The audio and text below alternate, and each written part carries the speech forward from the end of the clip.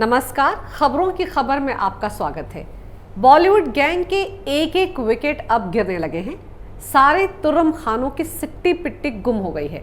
जब से PMO action में आया है, महाराष्ट्र की सरकार, मुंबई पुलिस और बॉलीवुड माफिया के सारे किरदार डरे और सहमे हुए हैं। इन पर सीबीआई जांच की तलवार लटक रही है। इसीलिए बॉलीवुड के भाईजानों की जान अब मुश्किल में फंसती दिख रही है। उनकी दादागिरी के दिन अब लदने वाले हैं।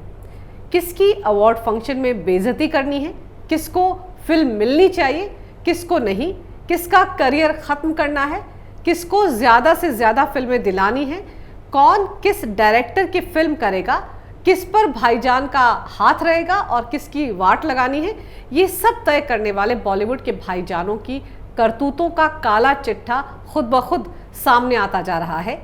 नेपोटिज्म, गैंगबाजी, कैंपबाजी, ड्रग्स, हवाला, प्रोस्टिट्यूशन, ब्लैकमेलिंग, कास्टिंग काउच, इस तमाम तरह की गंदगी के इस बदबूदार दलदल पर से अब बॉलीवुड के लोग ही पर्दा उठाने लग गए हैं।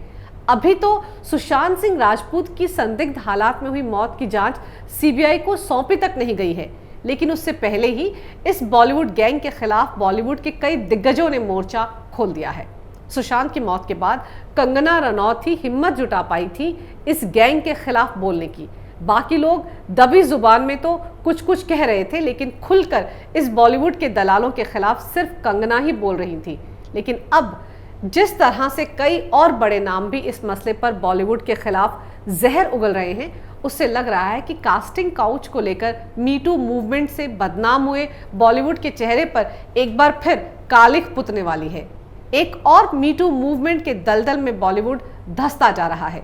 इस बार ये दलदल बहुत गहरा है और इसकी चपेट में सारी बड़ी मछलियां आने वाली हैं। जी हाँ, बॉलीवुड में नेपोटिज्म और गैंगबाजी की बहस में अब ऑस्कर विजेता संगीतकार ए.आर. रहमान भी खुलकर सामने आ गए हैं। याद रखिए, रहमान साहब वो संगीतकार हैं जिनके चलते विदेशों में भी भारतीय संगीत का डंका बजता है।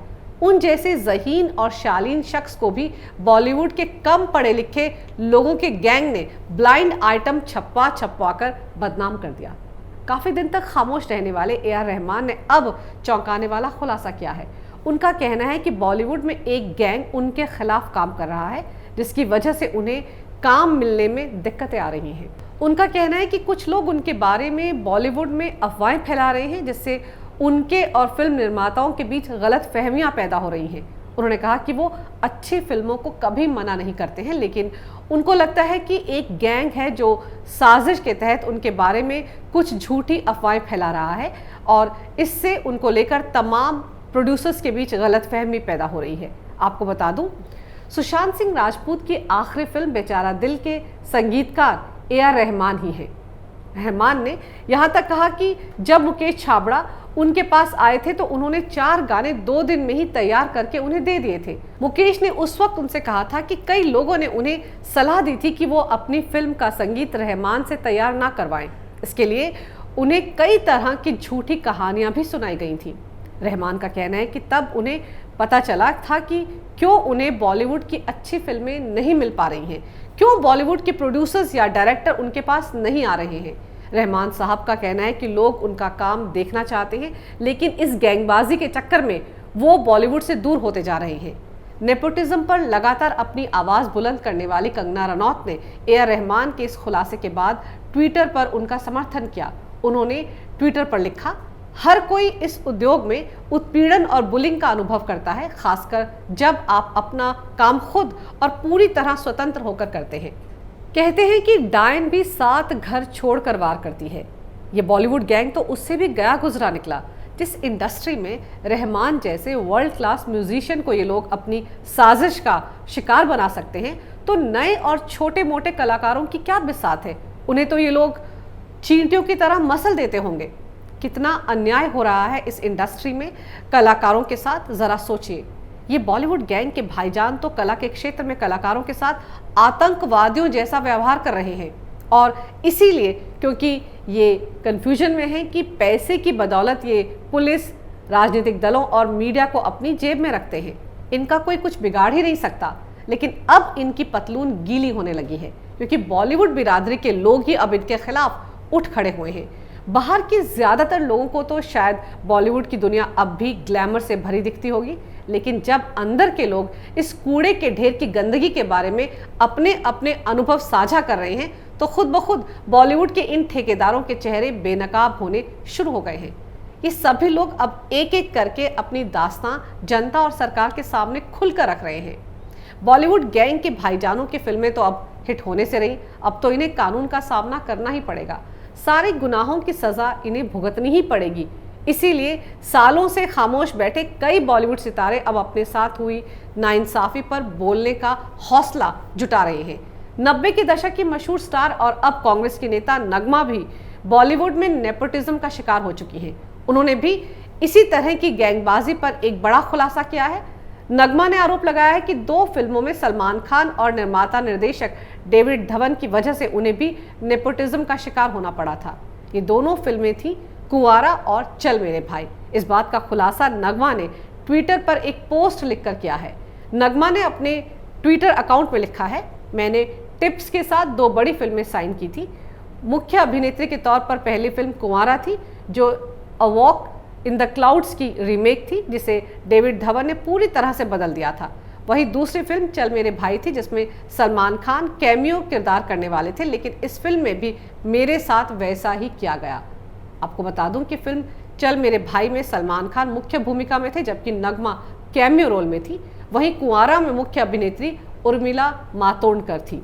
वैसे आपको बता दूं कुछ दिन पहले तक नगमा कंगना रनौत के खिलाफ ट्वीट कर रही थी, लेकिन जैसे ही सीबीआई के डंडे का खतरा नजर आया और माहौल बदला तो इनके सुर भी बदल गए। लगता है इन्हें इनकी पार्टी की तरफ से बता दिया गया होगा कि बॉलीवुड गैंग की लुटिया डूबने वाली है, इसीलिए ऐसा वैसा कोई बयान ना दें जिससे कांग्रेस पार्टी को ही लेने के देने पड़ जाएं।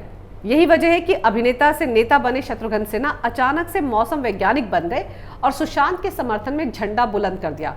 और तो और आजकल वो कंगना रनौत की तारीफ भी कर रहे हैं। इस चक्कर में वो ये भी भूल गए कि कुछ दिन पहले उनकी बेटी को भी बॉलीवुड माफिया के साथ रिश्ते रखने और नेपोटिज्म के लिए कंगना ने लपेटे में ले लिया था। मतलब ये है कि मौसम बदल रहा है और सुशांत के मामले में कुछ बड़ा होने वाला है।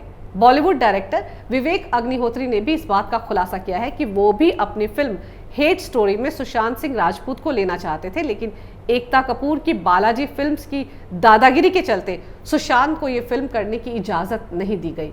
अगर इस फिल्म में सुशांत काम कर पाते तो ये बॉलीवुड में उनकी पहली फिल्म होती। इस बात का खुलासा विवेक अग्निहोत्री ने ट्विटर पर लिखी एक पोस्ट में किया है। बात यही नहीं रुकी, जाने माने गायक सोनू निगम ने भी बॉलीवुड में गैंगबाजी और नेपोटिज्म की बात को स्वीकार किया था। उन्होंने ये भी कहा था कि इससे भी खतरनाक तो म्यूजिक इंडस्ट्री का माफिया है। सोनू ने तो बाकायदा वीडियो जारी कर टी सीरीज और भूषण कुमार पर खुलकर नेपोटिज्म के आरोप लगाए थे। याद है ना सोनू के इस खुलासे के बाद कैसे टी सीरीज के भूषण कुमार की पत्नी दिव्या खोसला से सोनू की तीखी बहस हो गई थी। दिव्या ने भी वीडियो जारी कर उनके हर आरोप का जवाब दिया था और सोनू निगम को झूठा करार दे दिया था। लेकिन हाल ही में बॉलीवुड की गायिका नेहा कक्कड़ ने भी कहा था कि नए गायकों से संगीतकार गाना तो गवा लेते हैं, लेकिन उन्हें उनका मेहनताना नहीं देते, उनका शोषण करते हैं। ये संगीतकार ये कहकर धौंस दिखाते हैं कि वो तो इन आउटसाइडर्स को बॉलीवुड में गाना गाने का मौका दे रहे हैं, वरना कई और हैं जो इस मौके के लिए तरस रहे हैं। इसलिए ये संगीतकार अपनी दादागिरी दिखाते हुए इन नए नवेले गायकों का शोषण करते हैं। आपको गायक अभिजीत का किस्सा याद होगा। अभिजीत के साथ बॉलीवुड के भाईजान सलमान का एक अवार्ड शो के दौरान झगड़ा हो गया था और उसके बाद उनके खिलाफ इतना बड़ा षड्यंत्र रचा गया कि सारे संगीतकारों ने अभिजीत से गाने गवाना बंद कर दिया था। और ये सब कुछ सलमान खान यानी भाईजान के कहने पर ही किया गया था।